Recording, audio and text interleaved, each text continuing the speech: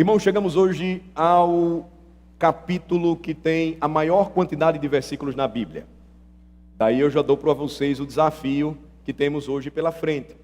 Com exceção do Salmo 119, Números capítulo 7 é o maior capítulo que temos na Bíblia. Ele tem nada menos que 89 versículos. Vamos para lá. Números capítulo 7.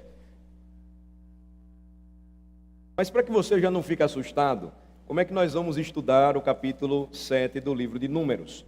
Nós vamos apresentar para você, inicialmente, de forma introdutória, um resumo, pegando as suas partes e lendo-as, para depois então seguirmos para a análise do texto e os pontos que são importantes para a nossa fé. Então, nós temos caminhado juntos neste livro, e aqui nós temos algo importante e que deve ser lembrado. Talvez o sermão de hoje gaste mais tempo com a leitura e a tentativa de resumir o capítulo 7 de Números, mas não esqueçam, mais importante do que a palavra do pastor é a palavra de Deus. E se ler a palavra de Deus, ainda que gaste mais tempo para nós, for necessário, é melhor. A explicação ela se segue, mas é importante a gente ter esse conceito. Número 2, lembre-se que a repetição nesta passagem tem por objetivo que o foco esteja sendo certo e em certas coisas dadas pelo Senhor. Então nunca pense em uma passagem muito repetitiva apenas como cansativa. De fato não é. Deus sempre quer reforçar alguma coisa para nós quando Ele pretende repetir muito alguma coisa em certa passagem. Então, eu irei logo para a leitura e o resumo, e depois eu vou trabalhar com vocês quais seriam as ênfases da passagem, e destacarei, pelo menos hoje, duas verdades importantes nesse texto. Primeiro, versículos de 1 a 9. O que é que nós temos aqui?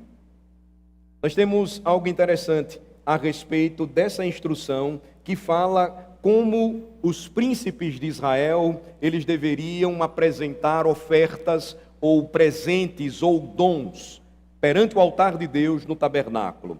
Versos 1 a 9. No dia em que Moisés acabou de levantar o tabernáculo, e ungiu e o consagrou e todos os seus utensílios, bem como o altar e todos os seus pertences, os príncipes de Israel, os cabeças da casa de seus pais, os que foram príncipes das tribos que haviam presidido o censo, ofereceram e trouxeram a sua oferta perante o Senhor. 6 carros cobertos e 12 bois. Cada 2 príncipes ofereceram um carro e cada um deles um boi, e os apresentaram diante do tabernáculo. Disse o Senhor a Moisés: recebe os deles e serão destinados ao serviço da tenda da congregação, e os dará aos levitas, a cada um segundo o seu serviço. Moisés recebeu os carros e os bois e os deu aos levitas. 2 carros e 4 bois deu aos filhos de Gerson, segundo o seu serviço. 4 carros e 8 bois deu aos filhos de Merari, segundo o seu serviço, sob a direção de Itamar, filho de Arão, o sacerdote. Mas os filhos de Coate nada deu, porquanto a seu cargo estava o santuário que deviam levar aos ombros. Os 9 primeiros versículos aqui, resumindo, eles já nos trazem uma lembrança, se você conhece as escrituras do Antigo Testamento.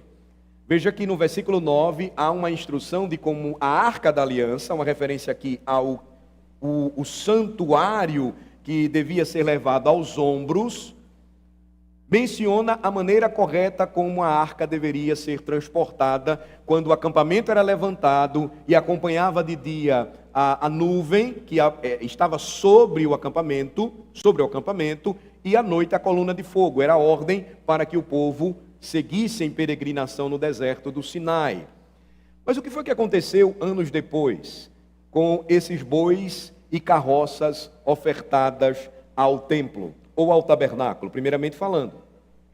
Veja que a arca deveria ser carregada em varas estabelecidas por Deus, e os coatitas tinham a responsabilidade então, e eles não receberam bois e uma carroça. Está aí no versículo 9. Mas anos depois, o que foi que o rei Davi ele fez? Vocês lembram? Ele colocou a arca da aliança em uma carroça com 2 bois.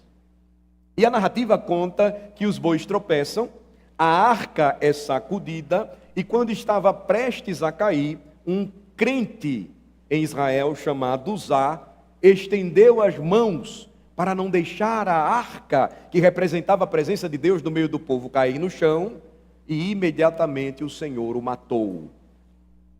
A lição é que a boa intenção ou o procedimento errado, não determinado pelo Senhor naquilo que é santo, não terá a sua aprovação. Vocês lembram que Davi ficou muito furioso e ele apenas não queria que a arca saísse, porque ele estava tentando conduzi-la para Jerusalém. E o que foi que o Senhor o ensinou? Ele desobedeceu a palavra de Deus. Ele desobedeceu as determinações que haviam sido dadas a Moisés ainda no deserto do Sinai, quanto à condução daquilo que era santo. E o Senhor então já estava aqui em número 7, preparando o caminho para essa história gloriosa. Veja aqui, uma passagem que pode ser muito simples para nós, pode parecer até um pouco secular, no sentido de que estava tratando de coisas relacionadas à viagem do povo pelo deserto, podem trazer para nós uma verdade profunda e rica para o aprendizado do povo de Deus. Mas nós vamos continuar. Versos 10 e 11, o que é que nós vamos encontrar agora? Nos versos 10 e 11, ofereceram os príncipes para a consagração do altar, no dia em que foi ungido. Sim, apresentaram a sua oferta perante o altar. Disse o Senhor a Moisés: cada príncipe apresentará no seu dia a sua oferta para a consagração do altar. 12 dedicatórias seriam feitas, 12 ofertas em 12 dias consecutivos, e todas as palavras seriam as mesmas em todas essas ofertas, ou seja, exceto o nome do líder e da tribo seria diferente, mas a deliberação seria a mesma. Vejam a continuação, versos 12 a 17. O que, pois, no primeiro dia apresentou a sua oferta foi Naasson, filho de Aminadab, pela tribo de Judá. A sua oferta foi um prato de prata, do peso de 130 siclos, uma bacia de prata de 70 siclos, segundo o ciclo do santuário, ambos cheios de flor de farinha amassada com azeite para oferta de manjares. Um recipiente de 10 siclos de ouro cheio de incenso, um novilho, um carneiro, um cordeiro de 1 ano para holocausto, um bode para oferta pelo pecado e para o sacrifício pacífico, 2 bois, 5 carneiros, 5 bodes, 5 cordeiros de 1 ano. Foi esta a oferta de Naasson, filho de Aminadab. Você vai notar então que existe uma progressão e ela é repetitiva.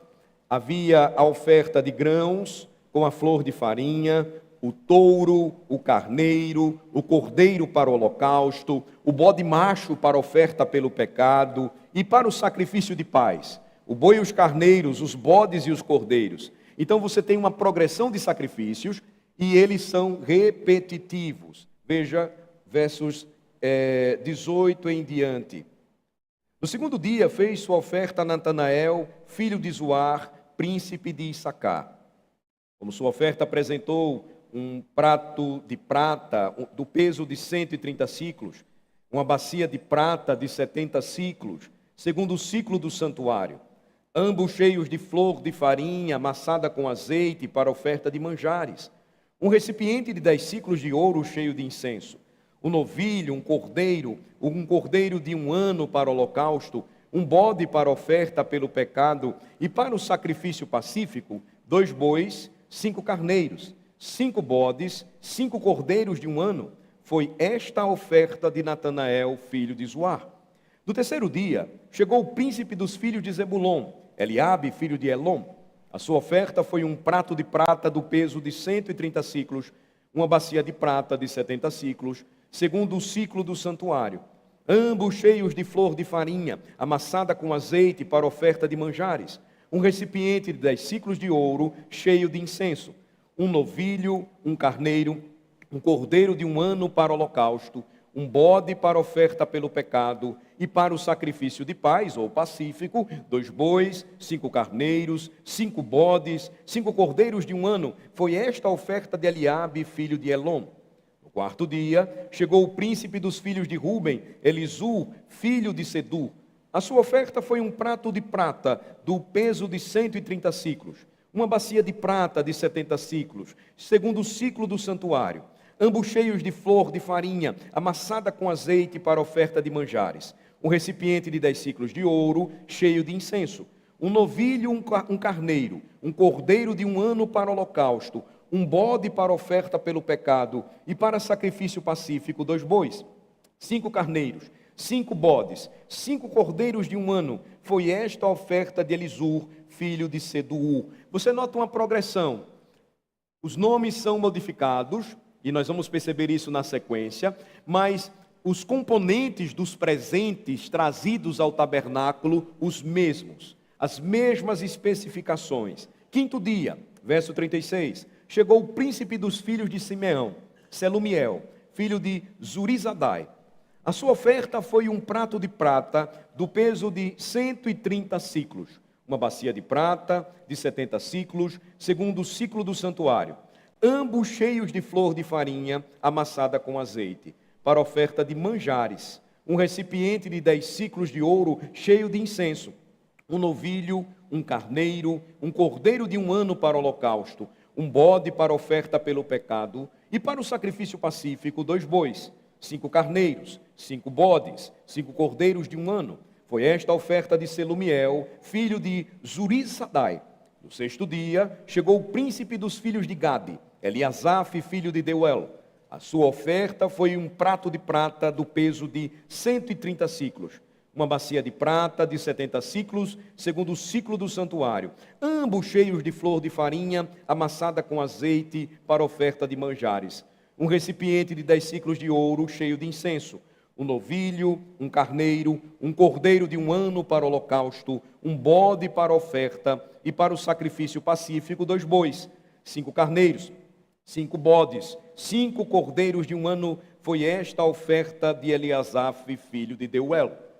Se você lembrar depois, confira no capítulo 2, você vai perceber, são os mesmos nomes dos príncipes de Israel que deveriam relacionar e arregimentar os seus homens, filhos homens, com idade para a guerra, para a tomada de Canaã.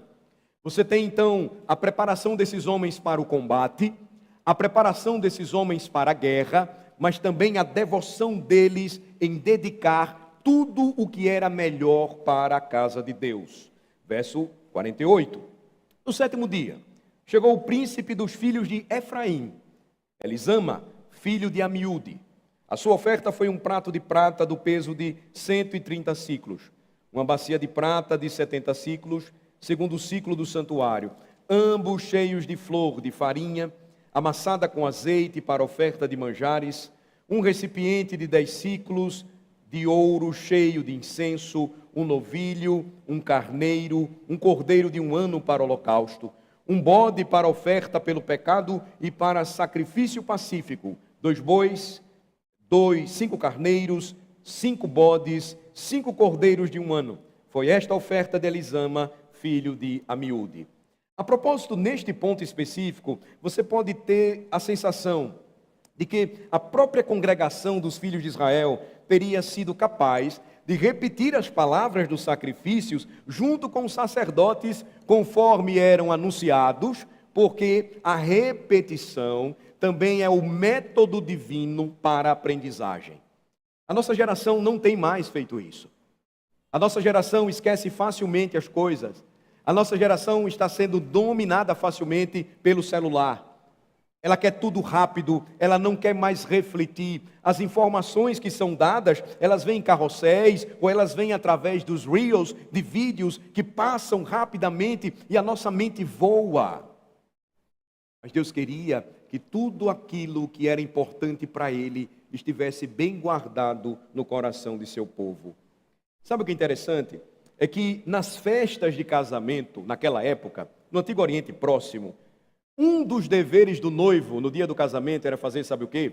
Ele tinha que se levantar e ele tinha que dizer para todos os presentes a lista de presentes que ele recebeu de cada um dos convidados.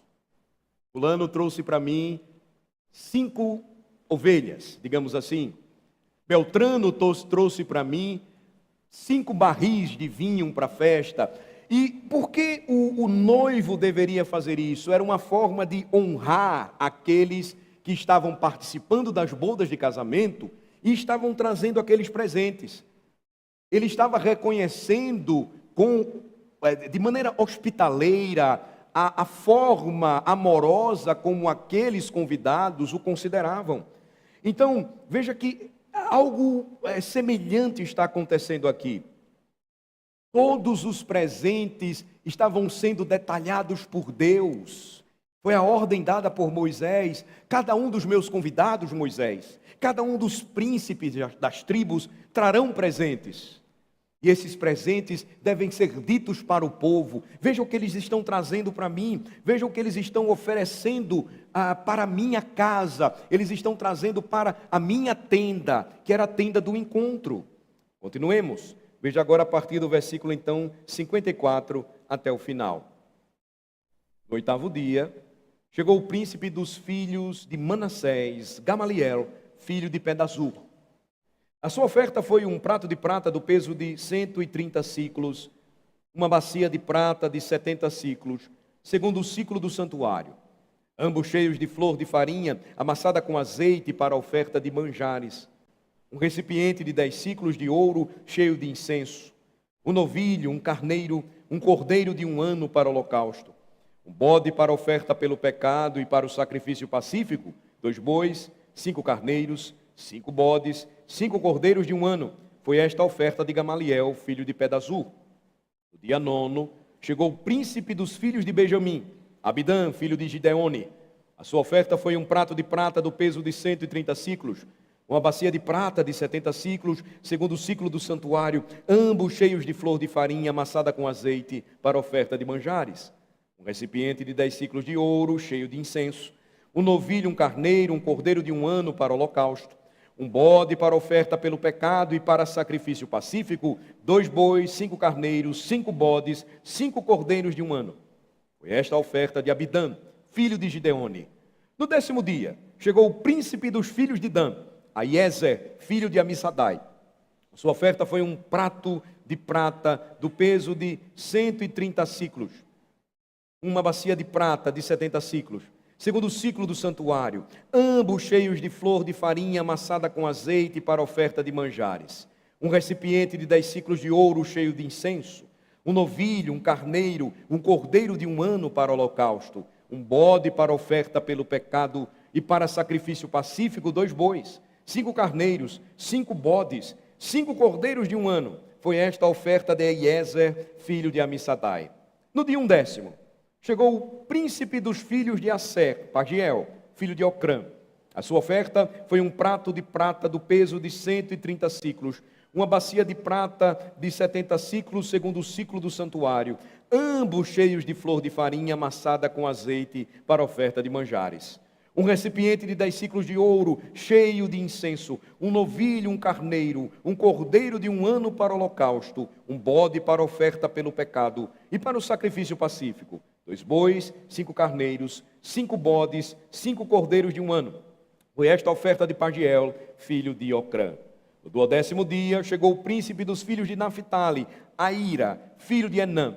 A sua oferta foi um prato de prata do peso de 130 siclos, uma bacia de prata de 70 siclos, segundo o ciclo do santuário, ambos cheios de flor de farinha amassada com azeite para oferta de manjares, um recipiente de 10 siclos de ouro cheio de incenso, um novilho, um carneiro, um cordeiro de 1 ano para o holocausto, um bode para oferta pelo pecado e para sacrifício pacífico, 2 bois, 5 carneiros, 5 bodes, 5 cordeiros de 1 ano. Foi esta a oferta de Aira, filho de Enã.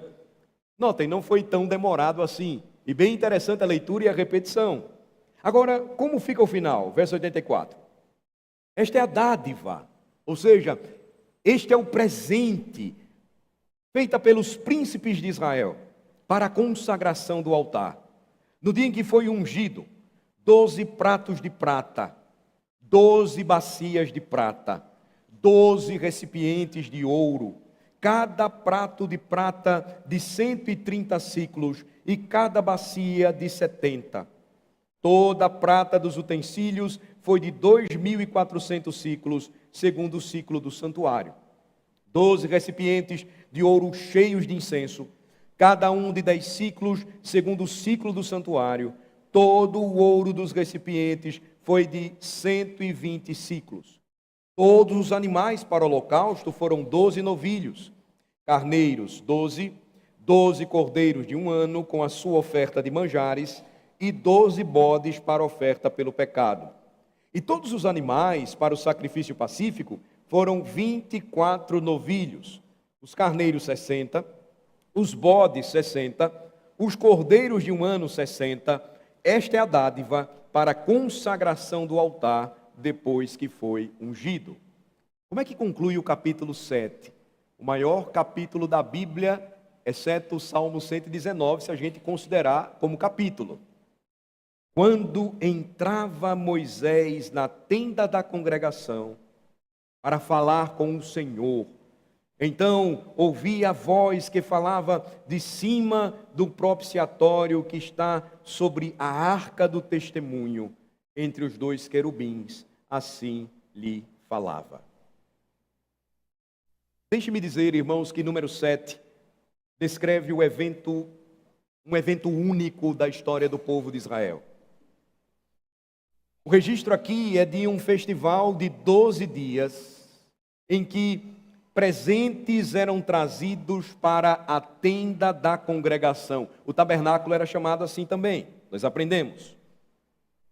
Alguns desses presentes seriam usados para o ministério permanente do tabernáculo. Alguns desses presentes seriam usados imediatamente para certas ofertas e sacrifícios no tabernáculo. Os príncipes de Israel, então, os líderes de Israel, primeiro trouxeram presentes para a tenda da congregação e então todos em Israel, tribo por tribo, trouxeram também presentes para o tabernáculo. Esses presentes foram trazidos de forma devota, cerimonialmente, por cada cabeça chefe de tribo. As mesmas pessoas, como eu disse, enumeradas no capítulo 2 deste livro. Na verdade, se vocês observarem depois, os presentes vêm na mesma ordem em que os filhos de Israel foram contados por Deus no capítulo 2. Agora, à medida em que estudarmos hoje o capítulo 7, eu gostaria que você buscasse encontrar algumas coisas nessa passagem. Nós já lemos, e agora o nosso exercício vai ser esse. Primeiro, número 7 enfatiza a importância e a função de nossa doação na adoração. O que é uma oferta? É uma doação. O que é uma doação? Ela vem da palavra dom. O que é um dom? É uma dádiva. O que é uma dádiva? É um presente. Veja que é significativo o nome que o presbítero Anselmo e Gilvânia deram à sua filha, portanto aguardá-la, dádiva. Um presente. Deus concedeu a eles um presente, uma filha amada. Cada doação, então, cada oferta na adoração, ela é importante, e nós vamos ver essa ênfase aqui. Por exemplo, versículo 3, você tem essa ênfase, observe mais uma vez. E trouxeram a sua oferta ou o seu presente perante o Senhor. Nos versículos 13 a 17 também você vai perceber quando há menção às ofertas, e eram ofertas significativas trazidas à casa de Deus. E aí você vai notar como primeiramente esse presente foi trazido à tenda da congregação. Me refiro a partir do versículo 13. Então, irmãos, há certas coisas aqui que são ditas a nós, que nos ajudarão nesta noite a apreciar a função e a importância para o cristão de doar na adoração a Deus como oferta de gratidão. como presentes que nós trazemos e apresentamos a Ele, porque reconhecemos que Ele é a pessoa mais importante para nós. Então, a doação desses presentes, ela é repetida detalhadamente 12 vezes, como nós vimos hoje, porque a Bíblia não apresenta para nós vã repetição. Guardem isso. A Bíblia condena a vã repetição. Jesus Cristo disse que quando orássemos, não orássemos fazendo como os pagãos que realizam vãs repetições, achando que com essas vãs repetições o Senhor irá ouvi-los. A Bíblia não faz isso. Ela não contém repetições vãs. Então, quando nós chegamos em um capítulo como o número 7, com repetições significativas, a nossa abordagem deve ser sempre piedosa, devota. É a palavra de Deus. A pergunta deve ser: por que estas repetições estão aqui? Por que o Senhor está usando exatamente as mesmas palavras para descrever os mesmos presentes 12 vezes? Por que razão? É óbvio que não há melhor mestre ou professor para o povo de Deus do que o seu Senhor. Ele sabe como nos ensinar. Ele sabe como enfatizar algum ponto específico e importante da lição. Os alunos sabem o que os professores fazem quando eles querem enfatizar um ponto importante da aula. Eles vão repeti-lo para que o aluno guarde bem. Então, irmãos, quando Deus faz isso, Ele está querendo chamar a atenção do crente para algo importante. E neste caso, repito, Ele está chamando a nossa atenção para a importância de dar. E também para a importância da função de dar presentes a Deus na adoração. Segundo lugar, quando nós olhamos número 7, devemos tentar encontrar algo que Deus está ensinando aqui ao povo de Deus. Devemos notar como ele descreve o privilégio maravilhosamente extraordinário de se encontrar com Deus. O que estava acontecendo ali? Era um festival. Quem era o anfitrião dessa grande festa religiosa? O Senhor. Ele estava recebendo o seu povo. E o que é que ele estava querendo ensinar ali? Encontrar-se comigo na adoração é a atividade mais extraordinária do mundo. O próprio nome tabernáculo, ou a tenda da congregação, ou a tenda do encontro, já designava isso para o povo de Israel. Aquela tenda no meio do acampamento era o lugar para o encontro especial do povo de Deus com o seu Deus. Era o lugar para o povo gozar desta comunhão. E aí, notem a ênfase do capítulo 7. Como é que este alto privilégio ele é destacado nesta passagem? Repetidamente. Deus não soubesse que a tendência de seu povo é negligenciar o que é mais importante, ele não teria deixado tanta repetição. Eu estou mentindo? Eu acho que não. Eu não estou mentindo. Porque essa é a tendência da nossa alma. Essa é a tendência do nosso coração. Desprezar o que é extraordinariamente maravilhoso. Participar do culto público, estar presente na presença, ou nos encontrarmos na presença de Deus. Logo, a Bíblia não nos dá vã repetição. As repetições de Deus, elas são importantes para nós. São semelhantes àquelas que nós crescemos ouvindo a nossa mãe dizer. E cada filho sabe qual é a repetição mais importante que a mãe faz para ele, porque ela sabe que naquele ponto específico ele não pode esquecer aquele assunto. Quando ele cresce e fica mais velho, ele vai lembrar do que sua mãe sempre falava para ele. Aquilo que era mais importante era lembrado sempre para ele por meio de repetição, ou através da repetição. Então, todos os presentes aqui, veja que eles vão para a tenda da congregação e eles projetavam algo glorioso.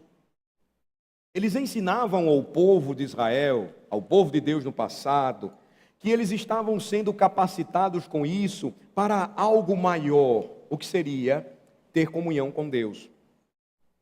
E assim, irmãos, notem a prioridade de comungar com Deus, a prioridade de ter comunhão com Ele, de se encontrar com Ele, de se aproximar dEle, de se envolver com Ele, de ter um encontro com Deus vivo, são os destaques nesta passagem. Então as repetições, elas são necessárias de fato. Terceiro lugar, capítulo 7 também nos chama a atenção, especialmente no versículo 89. Vamos para lá, é o último versículo do capítulo. Na verdade, as aplicações que eu vou trazer hoje para vocês sobre o capítulo 7 de Números, elas residem neste último versículo. E o que é que nós encontramos aqui? Este versículo 89, ele resume toda a passagem, porque indica o cumprimento de uma promessa que Deus havia dado a Moisés no Êxodo. Depois confira Êxodo 25, nós não vamos ter tempo para isso. Mas depois você olha, confere para ver se eu não estou falando a verdade. Você vai lembrar lá quando o Senhor disse a Moisés: Moisés, quando você construir este tabernáculo, eu irei encontrar você na tenda do encontro, na arca da aliança, e eu vou falar para você a minha palavra. Deus estava cumprindo agora algo que ele prometeu antes. E agora Moisés estava experimentando o cumprimento dessa promessa gloriosa. Então isso acontece aqui no verso 89, observem, quando entrava Moisés na tenda da congregação para falar com o Senhor, então ouvia a voz que lhe falava de cima do propiciatório, ou seja, de cima da arca da aliança. O propiciatório que estava sobre a arca do testemunho, ou arca da aliança, entre os dois querubins. Conclui-se, assim lhe falava. Então, Moisés entrava naquela tenda, a tenda de Deus, tenda da congregação. Deus vinha e falava com ele. E pense, irmão, na importância vital das coisas que Moisés ouviria de Deus, naquele tabernáculo, durante as longas viagens pelo deserto do Sinai por 40 anos.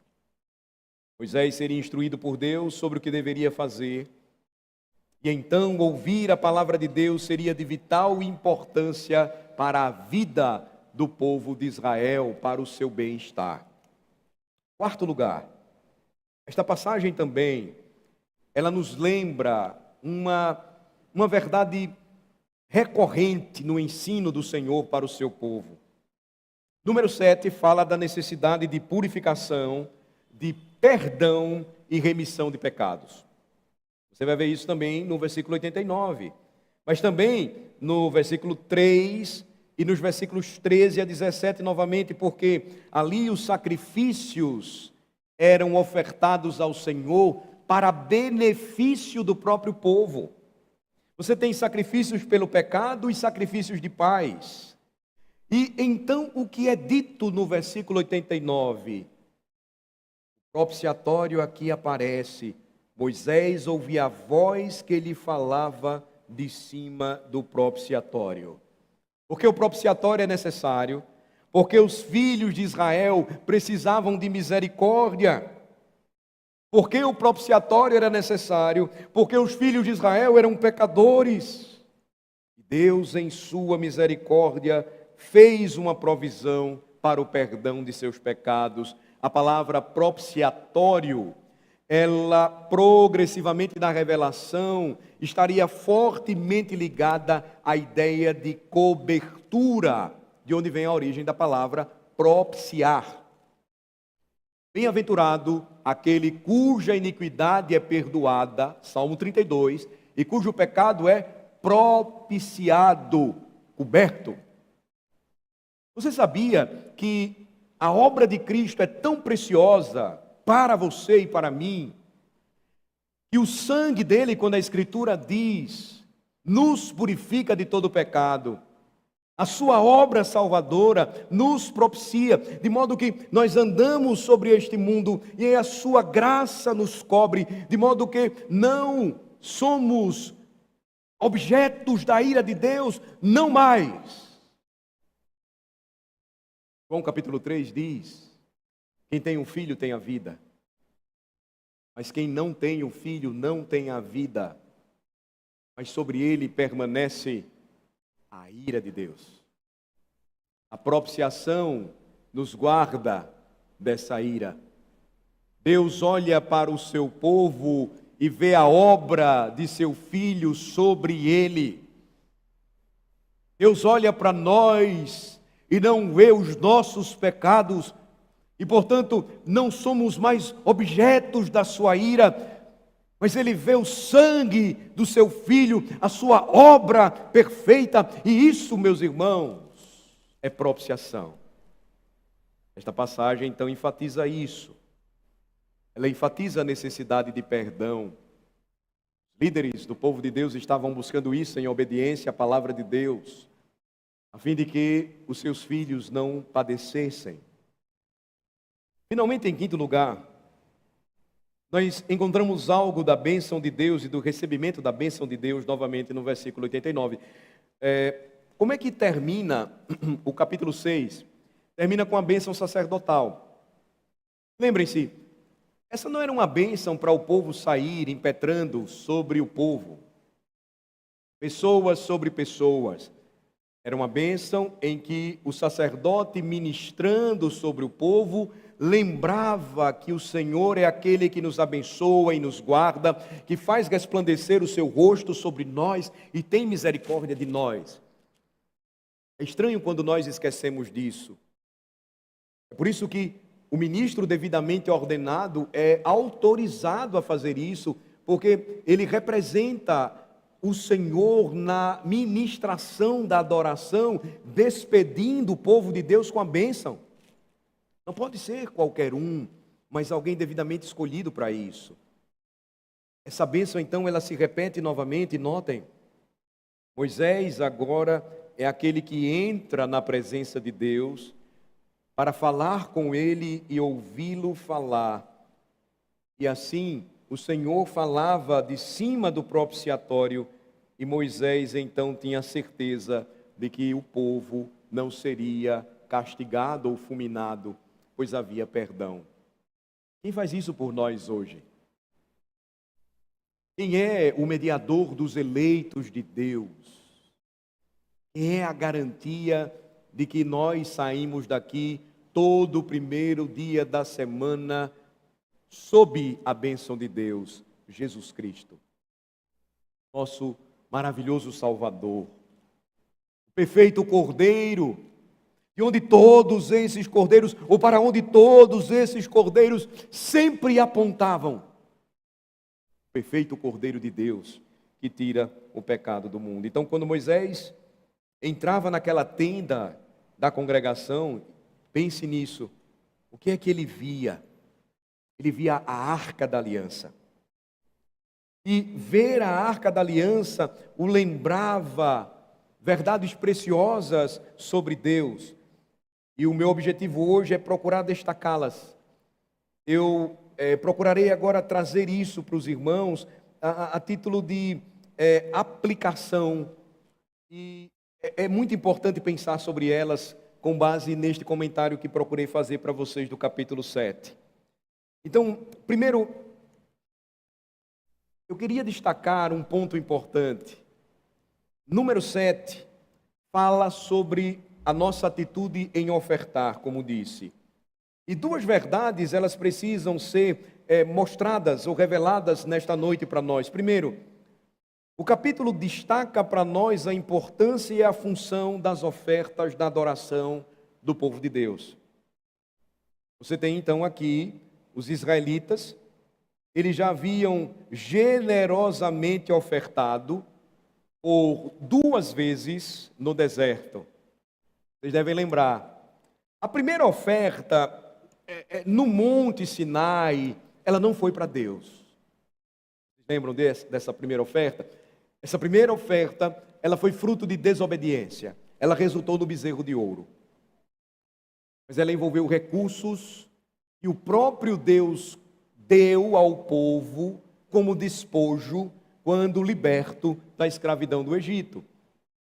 Lembrem-se, todos os utensílios do tabernáculo, todas as ofertas aqui trazidas, elas foram dadas pelo Senhor. Então, a função e a importância das ofertas na adoração nos lembra também esse ponto importante. Tudo o que ofertamos a Deus, ou trazemos a Ele como presente, é uma lembrança de que Ele é quem nos deu tudo isso. Ele nos sustenta. Eu já usei isso como ilustração, talvez você nunca tenha usado, mas ela é muito fácil e ela ajuda muitas crianças a entenderem. Como é que funciona a oferta ou o presente que nós trazemos a Deus quando adoramos ao Senhor e trazemos algo para contribuir com a sua obra? É semelhante àquilo que nós recebemos do nosso Pai todo mês. Enquanto nós não trabalhamos, nosso Pai então nos dá um tipo de sustento, nós chamamos de mesada. Ela serve para que a gente compre o nosso lanche na escola, ou ela serve para que a gente saia com os colegas da igreja e coma aquele podrão na esquina, ou que a gente vá à praia com os colegas da igreja e depois da gente participar lá de um momento na praia e jogamos bola e brincamos, a gente toma um refrigerante ou come alguma coisa e aí nós temos aquele dinheiro todo mês e chega o Dia dos Pais ou o aniversário do nosso pai. E aí nós amamos muito, porque o nosso Pai é aquele que sempre nos dá coisas boas e nós queremos presenteá-lo. Porque Ele é uma pessoa muito importante, mas muito importante para nós. E o Pai já está esperando que Ele vai receber alguma coisa. Chega o dia do seu aniversário, chega o dia dos pais, e o filho vem todo alegre, feliz, sorridente, com um presente nas mãos.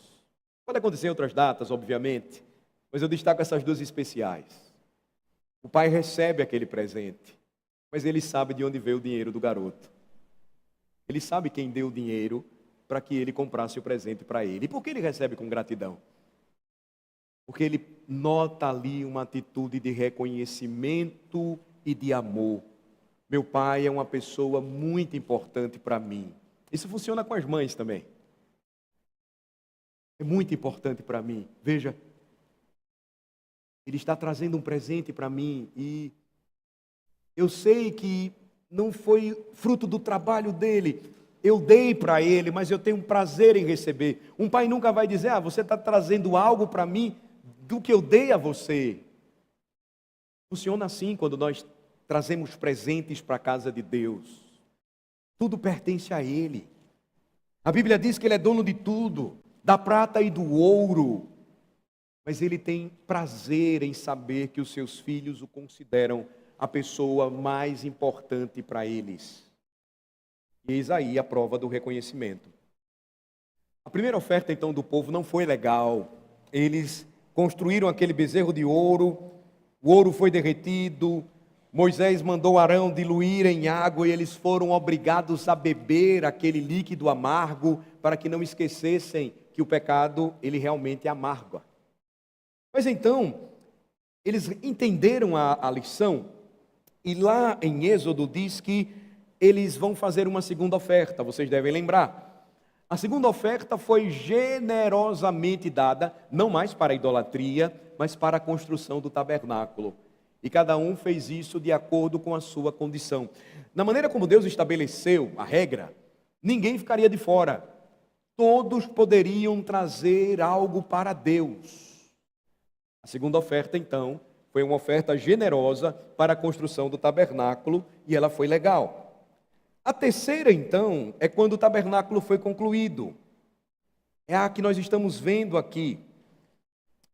Eles seriam convocados por Deus a dar generosamente mais uma vez. Para que finalidade? Para a execução dos serviços de culto do tabernáculo. Então, 3 ofertas, elas ocorrem aqui, e as 2 últimas elas são acertadas, porque o povo entendeu a mensagem e fez o que agradava ao Senhor pela fé. E há certas verdades aqui que precisam ser observadas para que o entendimento ou a doutrina da mordomia ela seja compreendida. Lembro, nós não somos donos de nada. O Senhor é dono de tudo. Os príncipes de Israel, então, irmãos, estavam aprendendo ali que há certas coisas que precisavam ser ofertadas para que o serviço do tabernáculo pudesse ser realizado. E há uma tremenda mensagem aqui com relação à função e à importância de se ofertar na adoração. Veja, você não tem pessoas ricas aqui. É uma ideia errada você pensar assim, bem, quando eu ficar rico, eu então começo a ofertar. Absolutamente. Deus vai conceder a eles, como eu disse, o despojo dos egípcios, mas essas pessoas, lembrem-se, por gerações, pelo menos 10 gerações ou mais, foram escravizadas e elas não puderam acumular grandes riquezas. Ainda assim, o que é que elas deveriam provar ao Deus que as libertou e as salvou? Elas deveriam ter um coração liberal, cheio de gratidão, e isso deveria ser revelado quando demonstrassem o valor de Deus para elas no ato de trazer presentes para a sua casa.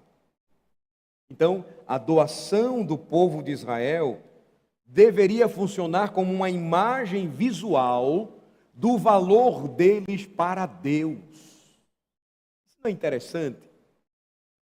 Porque quando a gente passa a pensar assim, tudo o que diz respeito à casa de Deus será tratado por nós com um zelo maior, com um amor muito maior.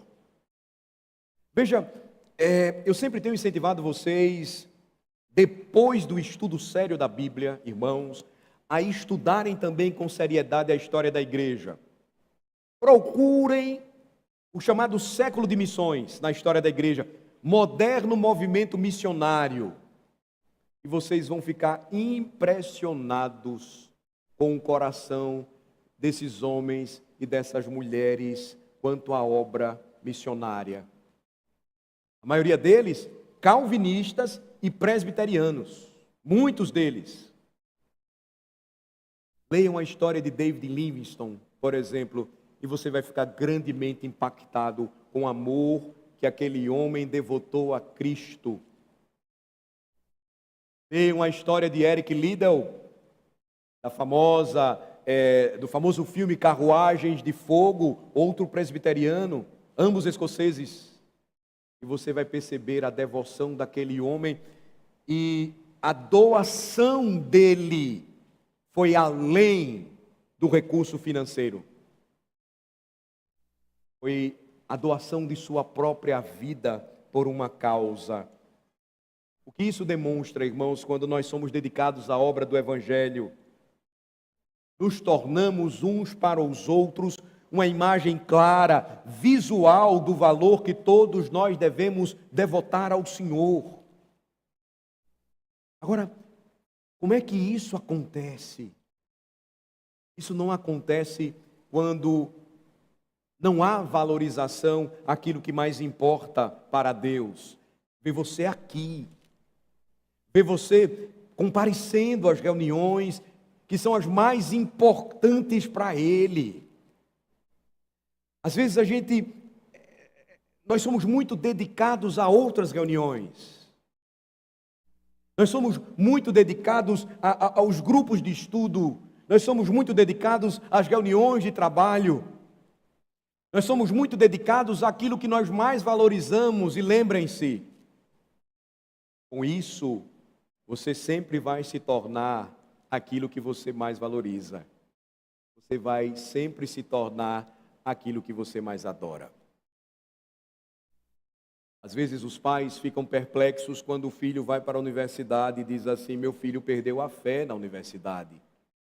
Na verdade, ele nunca teve fé genuína para poder resistir e nunca deixar de valorizar aquilo que deveria vir primeiro.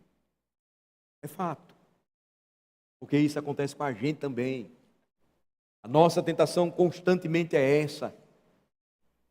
Valorize primeiro o que Deus valoriza. Valorize primeiro aquilo que é mais importante para Ele. Em nome do Senhor Jesus, faça isso. E você vai começar a valorizar aquilo que Deus realmente dá valor. E você vai começar a perceber que todos notarão em você quem é a pessoa mais importante para a sua vida.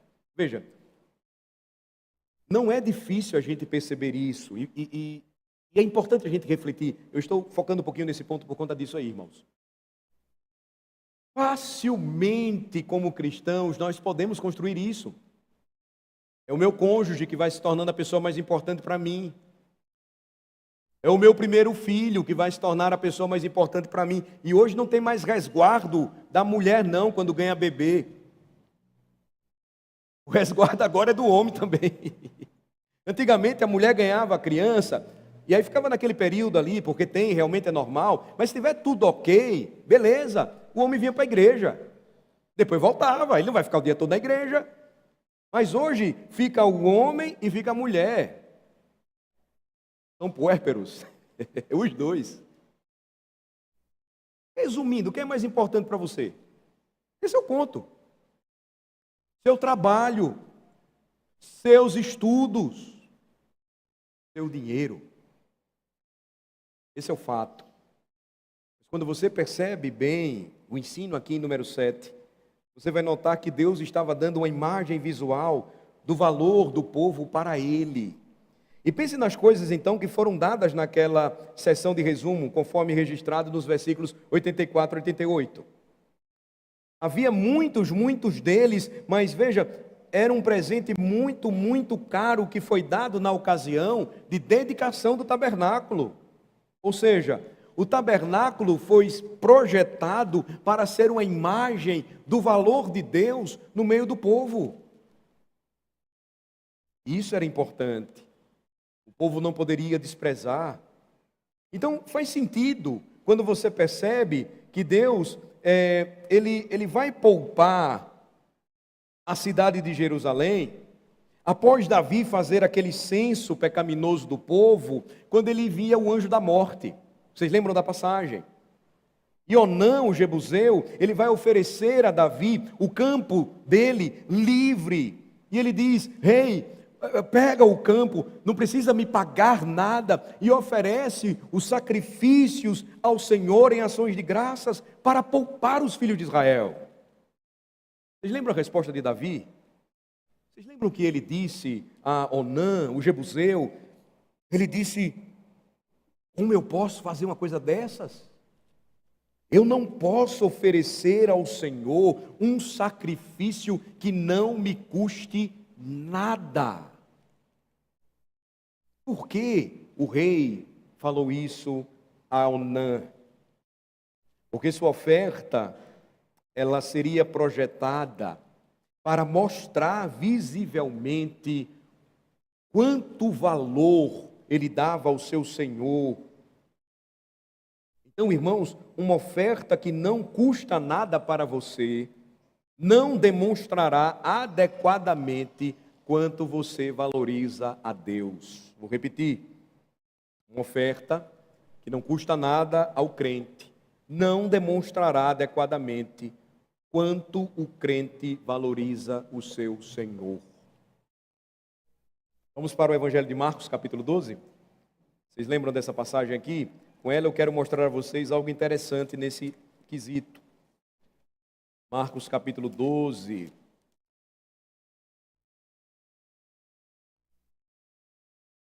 Versículo 41 em diante. Jesus vai contar uma história aqui extraordinária.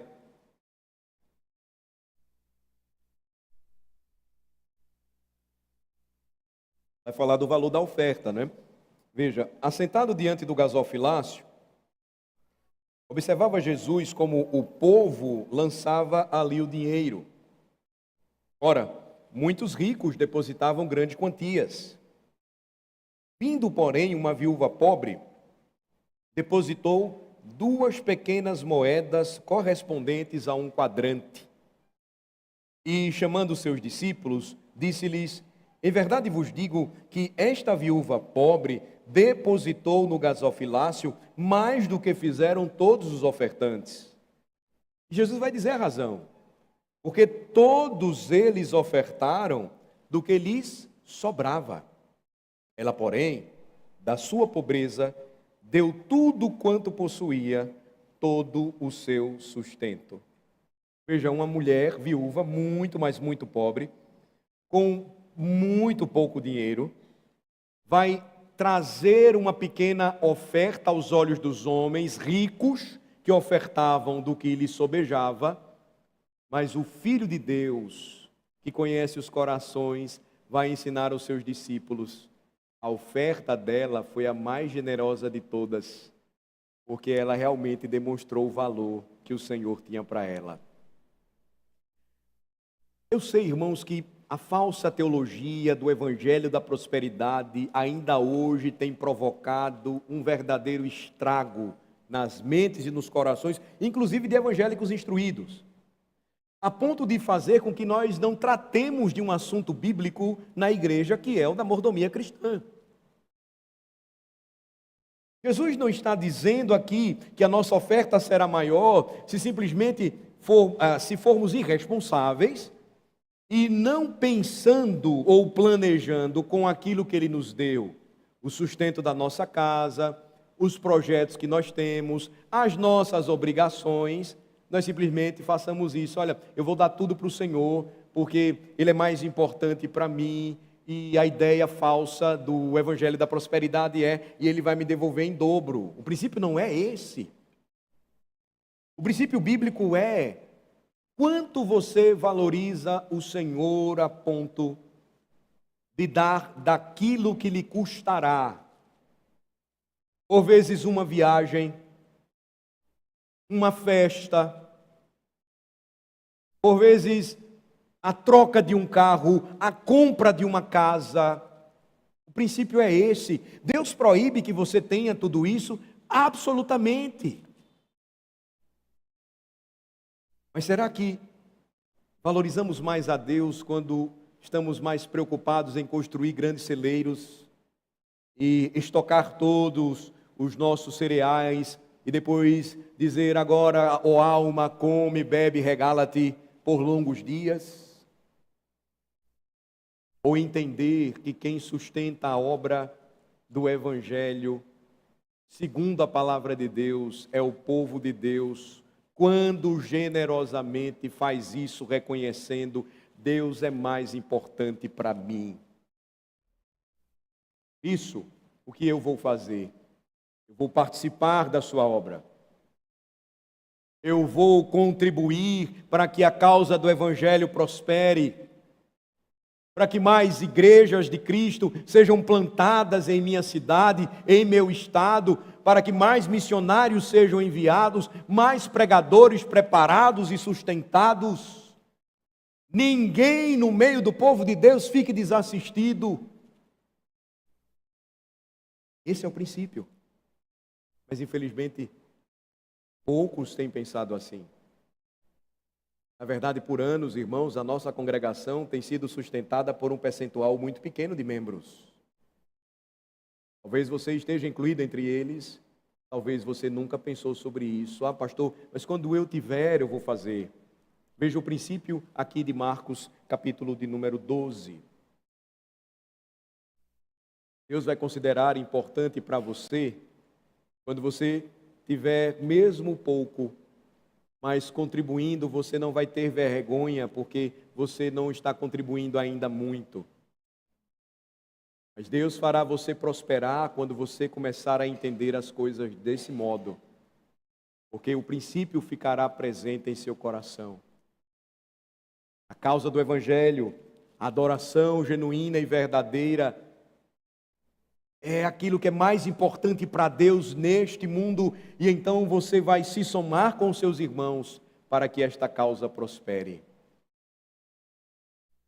Não sei se você sabe, mas irmãos seus que servem ao Senhor todos os dias, enfrentando provações, perseguições. Pastores em regiões da África, por exemplo, talvez você não saiba, mas trabalham todos os dias e fazem somente uma refeição. Enquanto você, pela graça de Deus, come mais do que isso. Às vezes até desperdiça. Uma refeição sem uma proteína, quando tem proteína. Arroz e pimenta para passar a fome. É sobre isso que eu estou falando. Era este princípio que o Senhor estava estabelecendo no coração do povo, a partir da generosidade deles em promover o melhor para a adoração a Deus. A partir daí, eles se tornariam uma nação muito forte, poderosa e temível.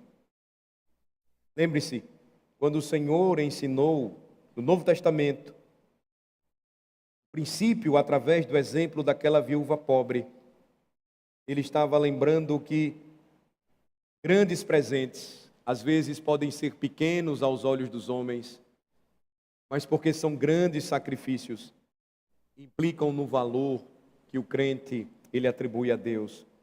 E se você estudar o Novo Testamento repetidamente, desde os dias de Jesus até os dias dos apóstolos, você vai perceber a generosidade e prodigalidade da igreja primitiva em suas doações. Por que razão?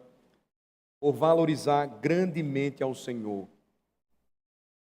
E este, irmãos, é um princípio muito importante para nós nesta noite, especialmente aqueles de nós que têm sido abençoados e têm sido generosos com a causa do Evangelho, porque é apenas um fato estatístico que quanto mais as pessoas têm, a tendência delas é dar menos. E quanto menos as pessoas têm, mas são tão consagradas ao Senhor, mais generosas elas tendem a ser em suas doações. O fato é que não deveria ser assim conosco. O Senhor nos deu muito e nós deveríamos, com os corações cheios de gratidão, dar muito a Ele. E essa é a primeira verdade em aplicação que eu gostaria de destacar para vocês neste sermão. A segunda e última é que número 7 também fala da bênção que eles receberam com isso. Veja que no versículo 89, por favor, observe mais uma vez. Eu quero destacar algo da bênção que os filhos de Israel estavam recebendo de Deus. O fato é, não há como o meu presente superar o presente que Deus me deu. Não há como sua oferta suplantar a grande oferta de amor que Deus deu a você. Você não foi salvo por prata ou ouro, escreveu o apóstolo Pedro. Você não foi salvo por metais que se corrompem, mas você foi salvo pelo precioso sangue de Cristo. E eu pergunto a você, há algo mais valioso do que isso? Mais precioso neste mundo do que o sangue de Jesus? Eles deram sim um presente a Deus, mas pense no presente que Deus havia dado a eles. Deus havia dado a si mesmo aos filhos de Israel. Verso 89, quando entrava Moisés na tenda da congregação para falar com o Senhor, então ouvia a voz que lhe falava de cima do propiciatório, que está sobre a arca do testemunho entre os dois querubins, assim lhe falava. Moisés entrava naquela tenda, ele via a arca da aliança, e agora aquela arca o lembrava imediatamente de 4 bênçãos que Deus é para o seu povo. A primeira delas, Deus é o seu rei. A arca era o lugar onde Deus reinava. A arca era como o trono de Deus em Israel, e é por isso que mais tarde, nos dias de Davi, o trono de Davi estaria exatamente onde a arca se localizava. seria uma imagem visível do reinado de Deus em Israel. E então, quando Moisés entrava na tenda do encontro e via aquela arca da aliança, ele tinha um lembrete visível de que eles não estavam sem governo, eles não estavam sem um protetor, mas o rei de Israel era o próprio Deus Javé. Que bênção maior poderia haver para um povo do que ter a Deus como seu rei? Notem que presente Deus havia dado a eles. Que presente os filhos de Israel haviam recebido. Eles tinham a Deus o servindo como um rei. Número 2. A Arca da Aliança também lembraria Moisés que Deus não era apenas o rei de Israel, mas era o seu mestre. Porque o que havia dentro da Arca da Aliança? Lembrem-se, a vara de Moisés que floresceu, significando a disciplina de Deus sobre o povo. Um pouco do maná, lembrando que Deus também era o provedor do seu povo, a lembrança do sacramento, a comunhão. Mas as tábuas da lei com as 10 palavras também estavam dentro da Arca da Aliança. E o que eram os 10 mandamentos, senão a instrução de um pai amoroso e celestial para a sua casa? Veja, como um pai amoroso, gentil, Deus então não seria somente um rei para Israel, mas também o guiaria em seu caminho de comunhão com Ele por meio da instrução. Como você vive em comunhão com Deus vivo? Como você pode fazer isso? Somente por meio da instrução da palavra de Deus, da lei que Ele oferece para a sua família, a sua igreja. Então, Moisés contempla a Arca da Aliança e ele lembrava que não somente Deus era o seu rei, mas também Deus era o seu mestre. Em terceiro lugar, quando ele lembrava dos 10 mandamentos, ele também lembrava que Deus foi projetado, se revelado para ser o deleite, a verdadeira alegria e o prazer de seu povo. Essa é a terceira verdade. Na tábua da lei estava o primeiro mandamento, e o que diz: não terás outros deuses além de mim, ou diante de mim. O povo então seria ensinado na adoração, constantemente, de que não devia haver nada maior no mundo que eles valorizassem do que o seu Senhor, que eles pudessem adorar ao lado de Deus, ou em vez dele. Não poderia haver maior deleite para o crente do que em seu próprio Senhor.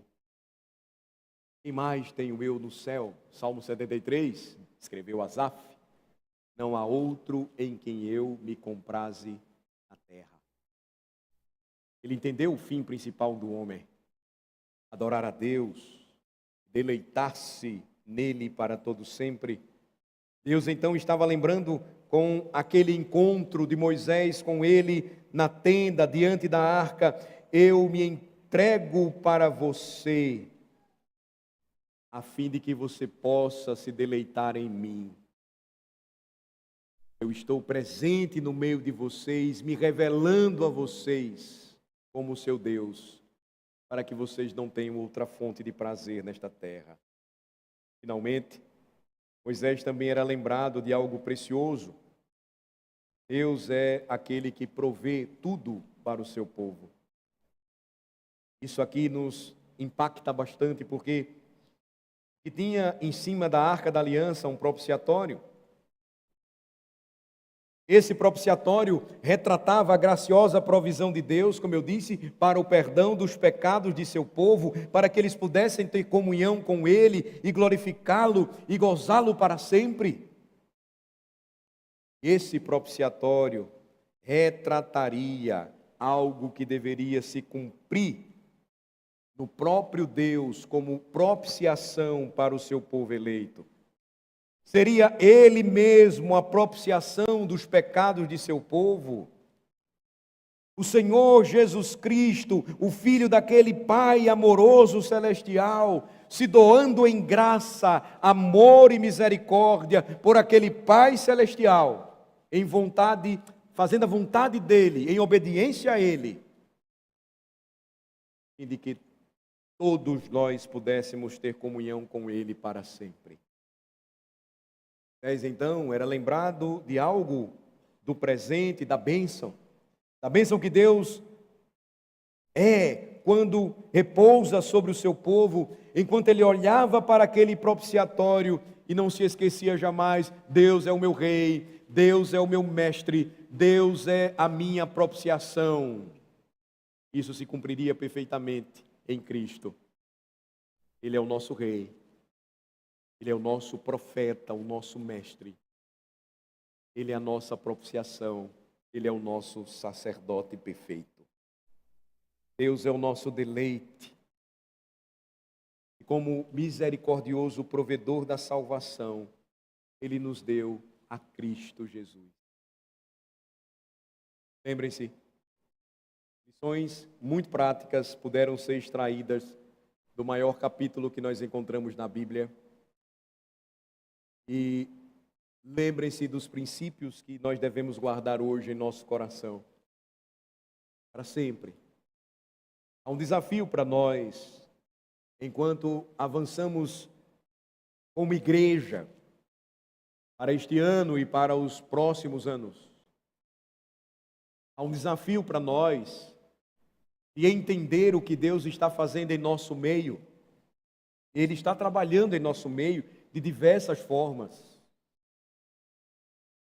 E é importante que nós entendamos isso, para que caminhemos juntos e sigamos juntos com um coração extremamente agradecido. E nós vamos provar juntos hoje, mais uma vez, é uma lembrança clara e visível disso. Nós vamos poder provar novamente disso. Não há nada nesse mundo que possa ser mais caro do que a vida do nosso próprio Redentor, do seu próprio sacrifício por nós. Disse Livingstone: o Senhor fez tanto por mim, nada que eu fizer por Ele nesta vida será suficiente.